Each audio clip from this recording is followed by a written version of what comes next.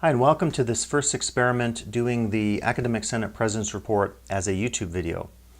In my teaching, I use YouTube quite a bit for discussion purposes, for setting up readings for students, for taking them through the class as a tutorial. So I thought I would try this approach and see how it works in terms of communicating some of the information about what's happened in recent Board of Trustees meetings, President's Advisory Council meetings, as well as the IOAB meetings. So we can check out some of the more recent meetings that maybe contains information that's valuable to you as a faculty member. So the first of these is the IOAB meeting of November 29, 2018. And this particular committee is looking at outcomes, whether they're student learning outcomes or institutional level outcomes. And so the first conversation we had was about the liaison position. And I don't believe the individual has been selected, but this will be a faculty member who will be responsible for overseeing everything from the eLumen system to looking at those broad institutional level outcomes, as well as maybe coordinating something with the program level outcomes. I get the sense from the meeting that some of this is still in place, so I just wanted to mention this, and if there's interest in any of these areas, you can keep this on your map in terms of asking some additional questions.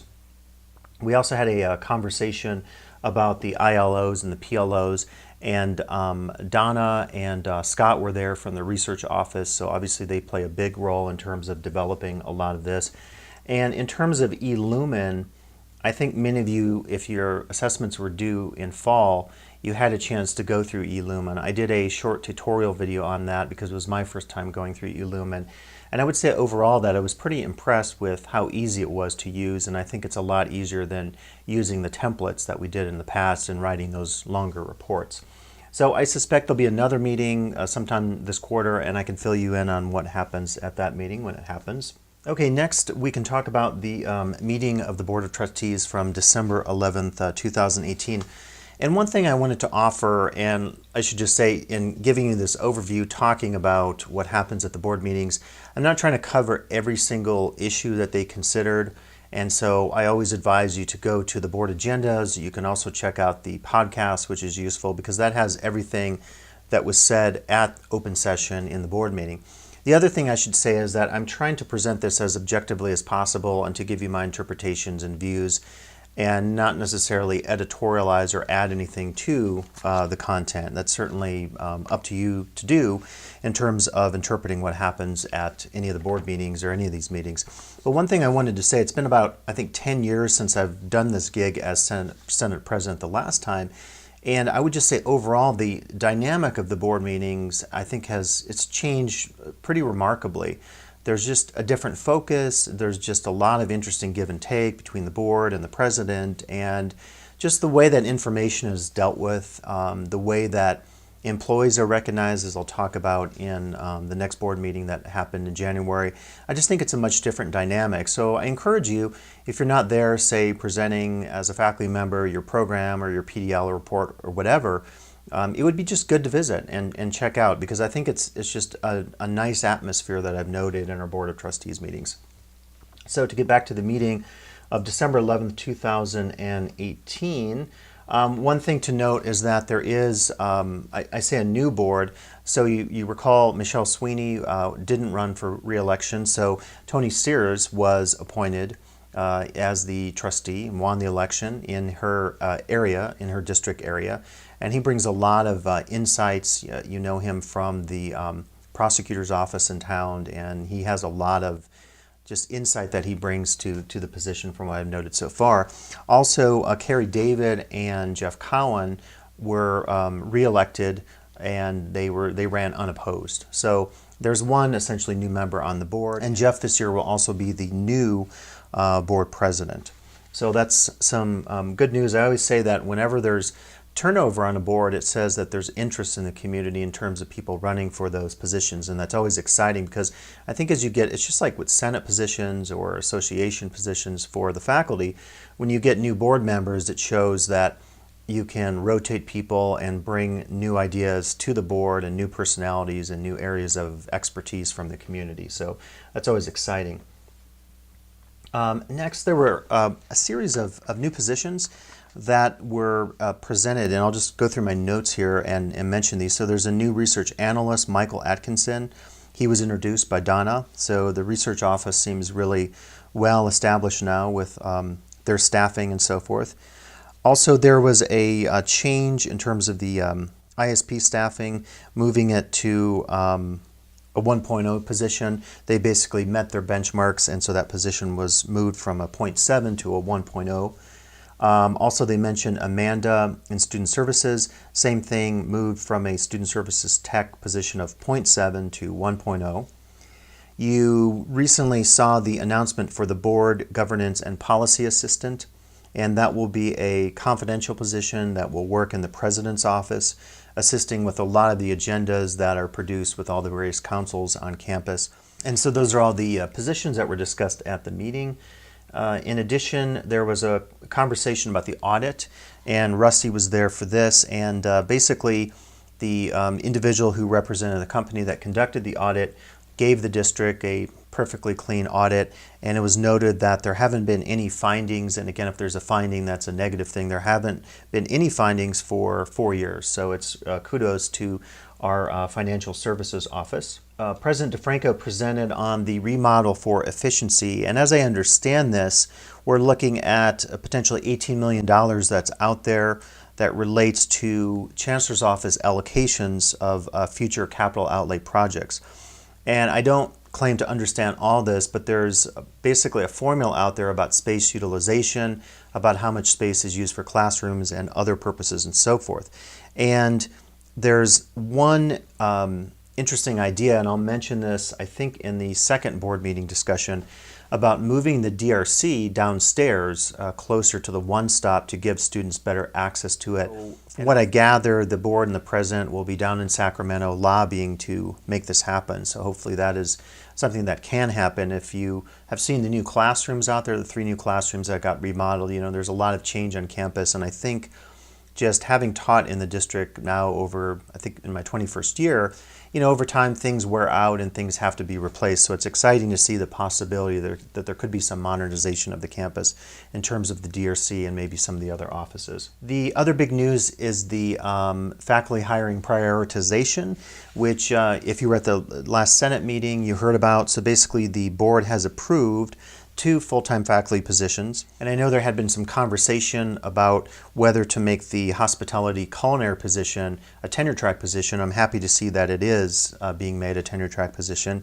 So that one has gone out, and then the second one, of course, is the world languages, the Spanish and summer ISI position. And I will get back to you later in terms of faculty appointments to those committees. We're still having conversations with human resources and the president's office, so more on that to follow. Next, there was a conversation about the Child Development Center presentation of a proposed business model.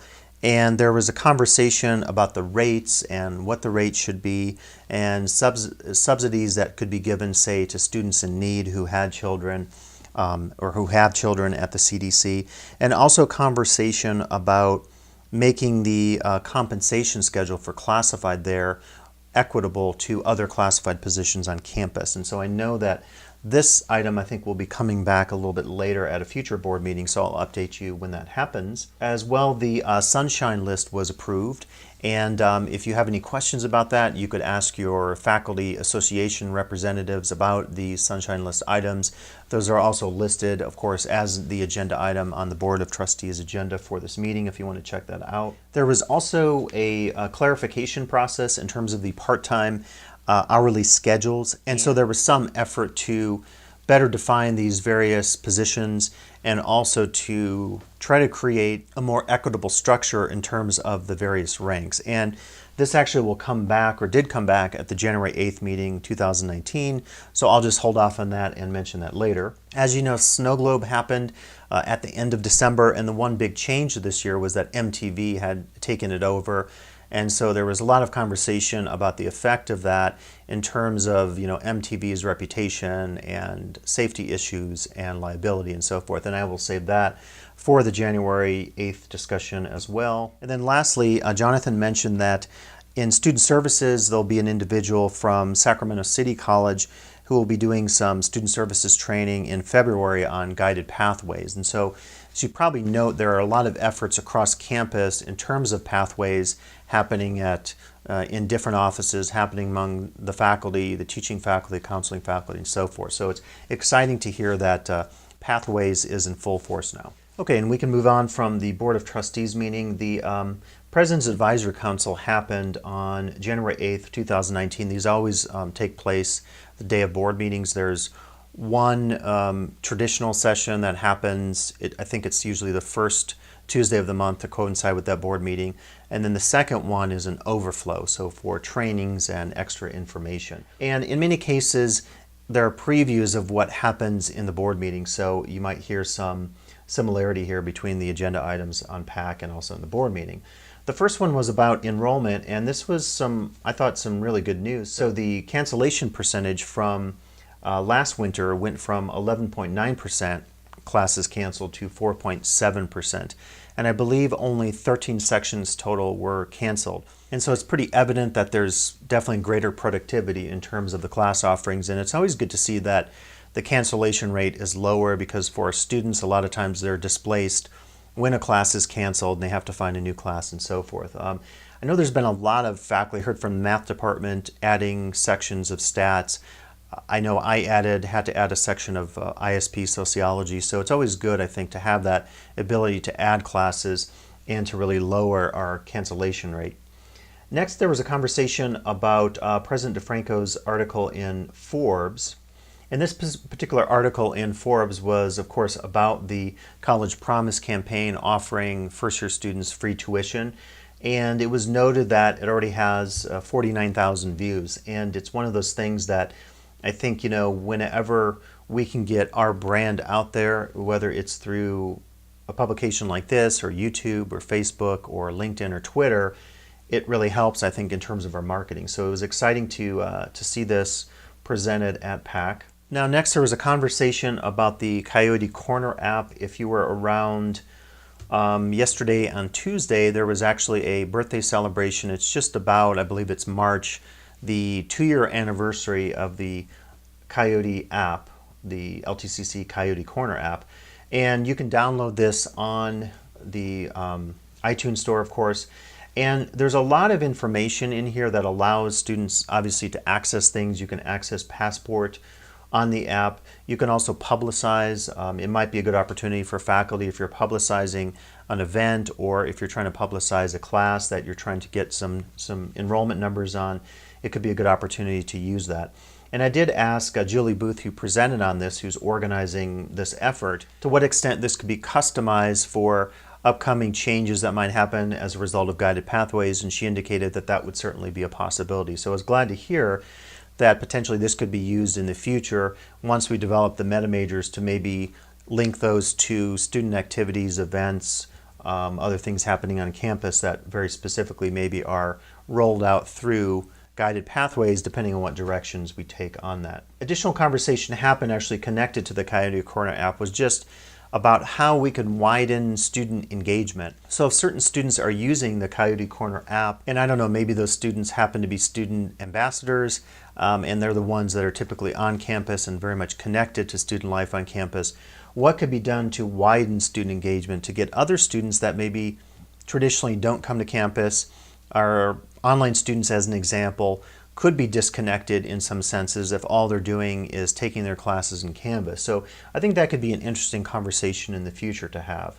And then the last item that was considered was the University Center tours. This one I think has already happened by the time I created this video, but tomorrow, Thursday at 4, the a tour is happening, and I know if you're interested you can contact Tara and let her know your interest, and there'll probably be additional ones in the future as the University Center continues to roll out. And so next we can jump to the Board of Trustees meeting that happened just last night, January 8th, 2019. And so the first thing I would mention here is the approval of the new part-time hourly schedule. And let me just jump to that, because essentially what happened was HR presented this at the last meeting, and the board had some questions just about how these various rates are calculated and the levels and so forth. And so essentially now you have 25-cent increments or 50-cent increments, as you can see, as you move up from level 1 to level 6, and then the various rates associated with that. And there was also some updating of the language that was used to describe each of these job descriptions. Again, as this was presented in Senate, this may not relate to every department. Maybe the art department or some other departments have more of these types of workers, and if that's the case, obviously this will affect your department more than someone like me who doesn't have these sorts of hourly workers. The next conversation was focused on enrollments, and I mentioned some of this in the previous PAC report that I was offering, but again, I think really good news. So we mentioned the cancellation rate had gone down from between 11 and 12% to 4.7%, and campus-wide only 13 classes were canceled. Weekly student contact hours went up, I believe, around at least 10%, and full-time equivalent students were higher by 80 compared to last year. And President DeFranco mentioned that dual enrollment, ISP, and some of the other diverse FTS streams that we have out there contributed to this, and so that's certainly good news that we like to hear. Conversation about snow globe, and I don't have a photo, but there was a drone photo that was featured. And basically, the news appears to be that the damage to the soccer field was minimal. And it appears in this case that there hasn't been any damage, but until we have all the snow gone in April or so, we maybe won't know the full extent of it. But the drone image that was presented at the board meeting looked like the grass was in pretty good shape once they moved everything out. The other thing that was noted, and if you were on campus this week when classes started, we just came out of Snow Globe, the crew that picked up all the equipment, they were out of there pretty quickly, and so the parking lot was available, which is good because the increase in students on campus certainly means that we need parking spaces. So that's good news. It appears in terms of Snow Globe, both the issue of not being much damage noted and also the fact that the cleanup was so quick. The other thing is the classrooms. You might have noted recently rolled out the new redesign, A208, A250, and B103. I only had a chance myself to look at B103, and I've taught in that classroom for, I don't know, 15 years or so, and I have to say it's a totally different look to it. I was in there with Diane Lewis. We were kind of checking it out. And I said I could still imagine like the Perry Foundation, those cases with the artifacts and the old podium up front and how different that classroom was. And having taught in there for many years, I have to say, you know, it's a much different space in terms of the ambiance, in terms of the aesthetics of it. I was thinking it could be really useful for some of my social science classes to have students work in different parts of the room. And I like the fact that they're spread out, because what I used to do in the past was I would put up the big sticky notes, and those are kind of a pain to put up and take down, and they leave residue and stuff. And this way, I think you could have, in my case, I could have small groups and they could work on those whiteboards, and then they could present back to the class. You could just simply erase it, and it'd be a pretty quick opportunity there to do cleanup after a conversation. Haven't had a chance to check out the multimedia component of it, but that also looks to be really good and appears to mirror what we see in the University Center. So that's pretty exciting. So maybe it'd be good to give some feedback through Senate, through your representatives, if you have any feedback on how those classrooms are going. At least in B103, I saw that they have a comments board that you could leave some comments about your views on the remodel and how the remodel is going to affect how you teach and so forth. So that's pretty exciting as well. Next, I'll get into a series of presentations that happened. These were all, I thought, quite interesting. Megan came from the Connect office, and she basically gave a version of the annual program review. And there was some good news. She presented the numbers in terms of revenue and expenditures.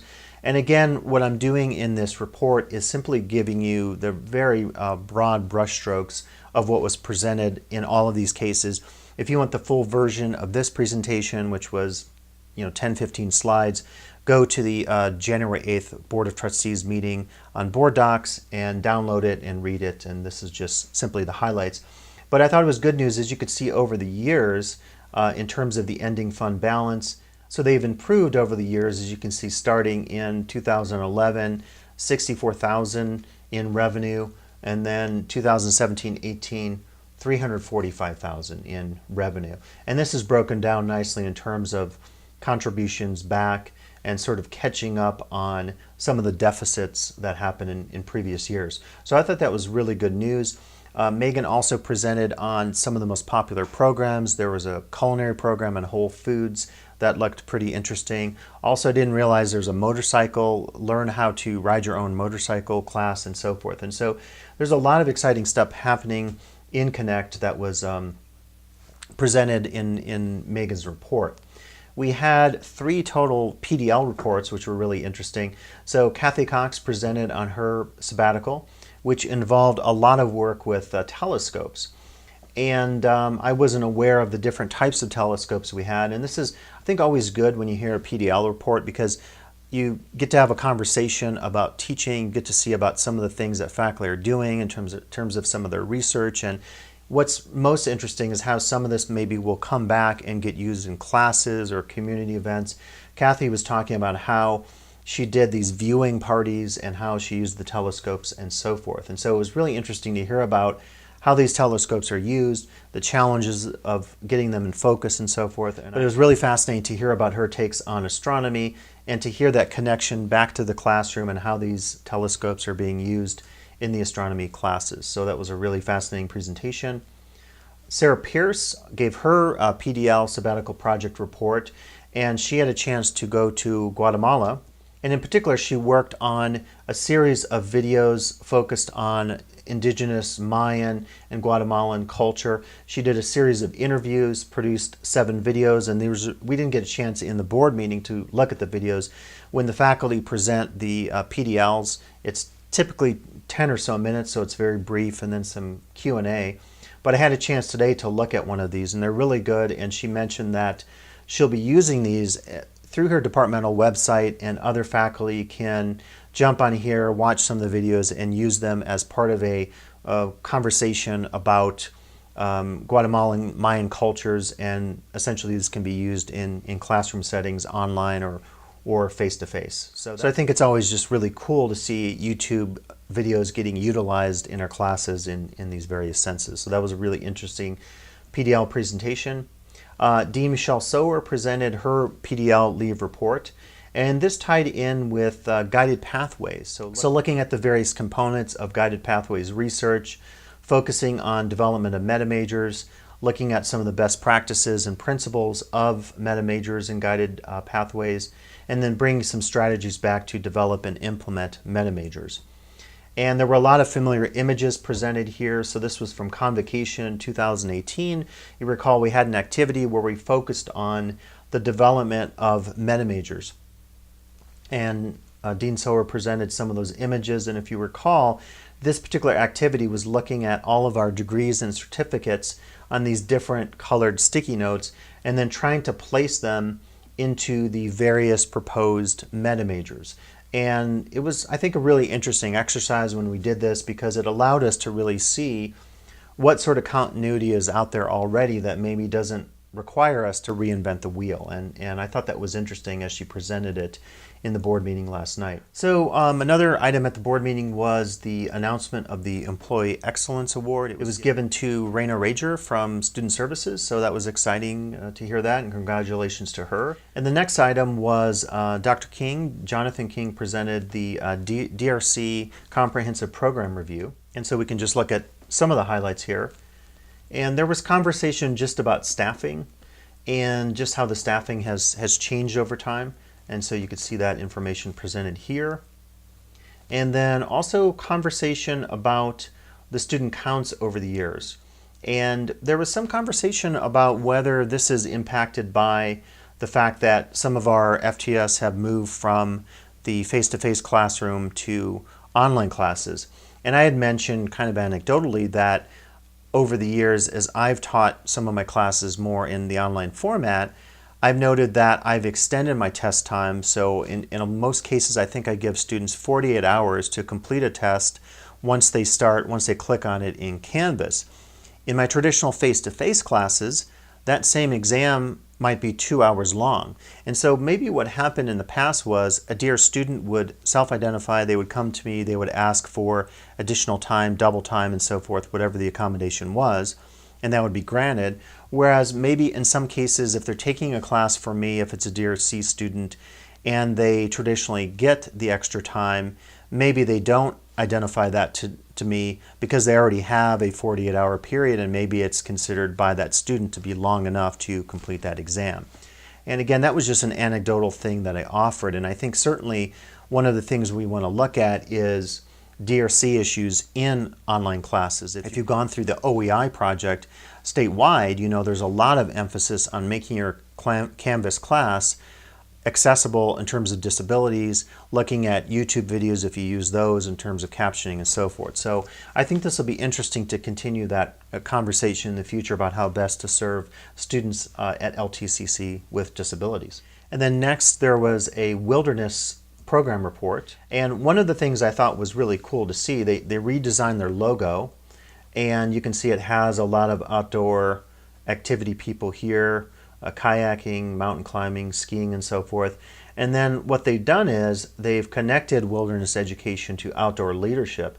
And I had a chance to talk to Clinton after the board meeting, and he was saying that this is a strategy then for marketing, because you can not only then market the program in terms of wilderness education, but also in terms of outdoor leadership. And he made the point in his presentation that if you're an outdoor leader, because you're dealing with extreme conditions like mountainous conditions or snow or whatever, dealing with all the kinds of stuff we deal with here in the Sierras, that sort of leadership will translate to non-outdoor or wilderness related venues or spaces that maybe could be relevant to students getting positions in the future. So that was pretty exciting to hear. And I have to say, overall, everyone was impressed. The board was excited to hear this. A total revamping and redevelopment of the wilderness program, as you might see here. Clinton also presented then on some of the possible career opportunities out there: wilderness trip leader, ski patroller, rangers, wilderness interpreter, and so forth. So that was exciting to hear the job potentials. And he mentioned that when he created most of this, he already had a guided pathways framework in mind. So it might be helpful for us to look at some of that work that he did, because having that already set up maybe would offer opportunities for us to get ideas in some of our other programs to revamp what we're doing in terms of guided pathways. And he also mentioned then that there will be a degree offered, and there'll be a series of stackable certificates. And as I understand this, each of these 9 stackable certificates will connect with one of these certified groups out there, ranging from the California Naturalist Group to American Mountain Guides Association and so forth, Leave No Trace. And so this will then allow our students to have their certifications already set up, and again, that will increase their abilities to get employment. So overall, I think it was just exciting to see this new direction for the Wilderness and Outdoor Leadership Program at LTCC, and it was great to hear Clinton present on his experiences revamping the program. And as you can see, it was a pretty full board meeting, but it was just really neat to have 5 different presentations, 2 program presentations, 3 PDLs from an administrator, and also 2 faculty members, because that's where you really see the heart and soul of the college in terms of this information being presented to our board. Just to wrap up what I'm talking about today, I wanted to just add some additional tidbits that were just out there kind of on my to-do list. I heard yesterday that Dr. Larry Green is no longer able to serve on the IEC. I mentioned earlier that there was a stats class that was added, so I'm still in conversation with Dr. Risden to talk about what we'll do in terms of that committee. I'm not sure if they're a quorum-based committee, but if they are, we might have to appoint someone for that position.